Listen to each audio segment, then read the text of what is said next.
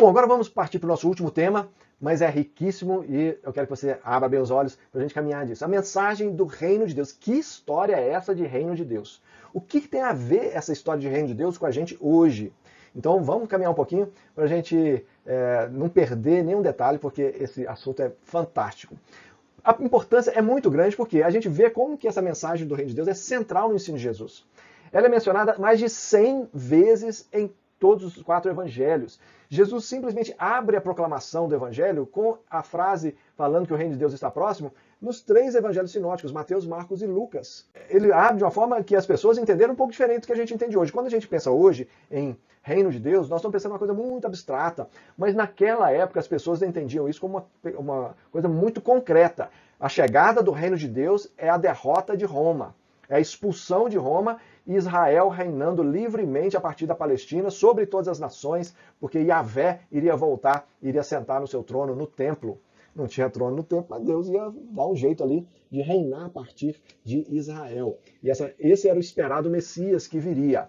Então isso é central mesmo na caminhada com Jesus. Às vezes você vai ver nos evangelhos só falando sobre reino, porque o reino, às vezes vai ver o reino de Deus, e às vezes vai ver o reino dos céus. A gente já viu em outra aula que Mateus vai usar mais o reino dos céus, porque ele está mais preocupado com os leitores judeus, que não gostariam muito de ficar falando reino de Deus, reino de Deus, reino de Deus, por causa da palavra de Deus, que eles não gostavam de expressar com medo de pecar, falar o nome de Deus em vão. Mas, na verdade, as 3 expressões falam da mesma coisa. Não existe diferenciação entre reino dos céus, reino de Deus, ou quando Jesus só fala de um reino.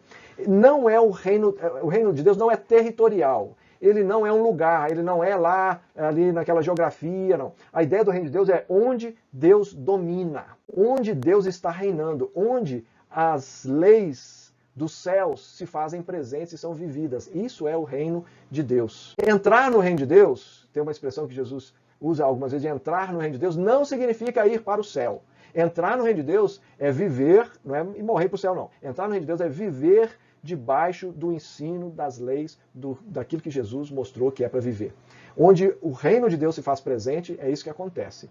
Pregar o reino de Deus, então, está lá em Lucas 9,2, que Jesus saiu pelos vilarejos pregando o reino de Deus, que ele tinha que pregar o reino de Deus em outros lugares, é declarar que Deus reina e que o reino dele está se estabelecendo de uma forma definitiva sobre toda a terra. O domínio dele, as leis dele estão se estabelecendo por toda a terra. Isso é pregar o reino de Deus. Quando João começa o ministério dele, ele já começa dizendo assim, o reino de Deus está próximo, já vimos isso.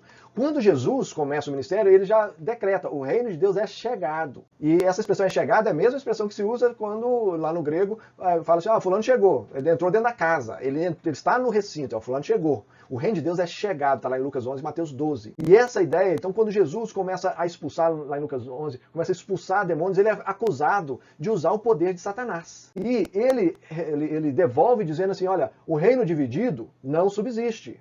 Se eu estou expulsando, eu sou de Satanás e estou expulsando Satanás, então o reino dele não vai subsistir. Agora, se eu expulso em nome de Deus, no poder de Deus, então o reino de Deus é chegado. Então chegou, já está presente. E aí ele fala uma pequena parábola falando de Satanás como valente, e que entra na casa e arranca e despoja os bens do valente.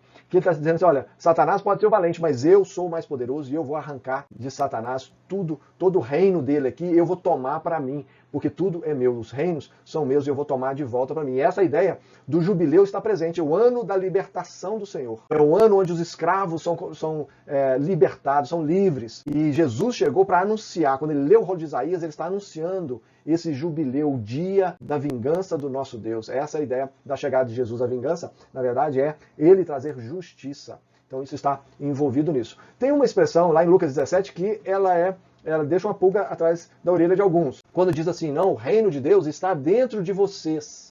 Tem algumas interpretações aqui. Tem algumas pessoas que acham que a ideia é só que é um reino de valores morais. Então, se eu estou buscando os valores morais corretos, então isso é o reino de Deus. O reino de Deus é viver aquilo que Jesus ensinou lá no Sermão do Monte. Isso é o reino de Deus. Outros já acham o seguinte, a ideia que ele está dizendo é que o reino de Deus está no meio de vocês, porque essa expressão está dentro de vocês pode também, em alguns casos muito particulares, ser traduzida assim, ele está no meio de vocês.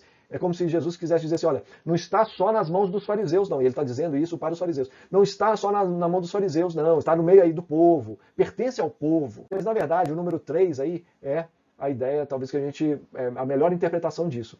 O que ele está querendo reforçar, quando a gente olha todo o ensino dele a respeito do reino de Deus, a gente percebe que essa é a melhor interpretação. Que o reino de Deus não vem com sinais externos, aquilo que eles estavam esperando. Eles esperavam que o Messias derrotasse os romanos e tal, mas vem de dentro para fora. Ele vem com arrependimento, ele vem com quebrantamento, de eu me tornar uma criança. Então o reino de Deus vem daí. Ele não vem, é a ação de Deus, mas ele vem de dentro para fora e não de fora para dentro. E essa é a melhor maneira da gente interpretar esse texto.